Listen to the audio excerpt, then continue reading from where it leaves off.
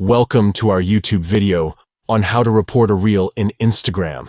In this comprehensive guide, we'll show you the step-by-step process to easily report a reel that violates Instagram's guidelines. Let's get started. Step 1.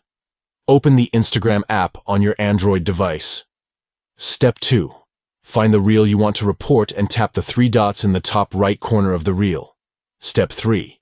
From the options that appear, tap on Report. Step 4.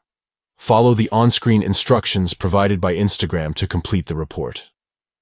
By following these simple steps, you can report any reel on Instagram that you believe violates the platform's guidelines. Reporting inappropriate or harmful content helps maintain a safe and positive environment for all users. Thank you for watching our full guide on how to report a reel in Instagram. If you found this tutorial helpful, don't forget to give it a thumbs up and subscribe to our channel for more useful tips and tricks. Stay safe and keep Instagram a better place for everyone.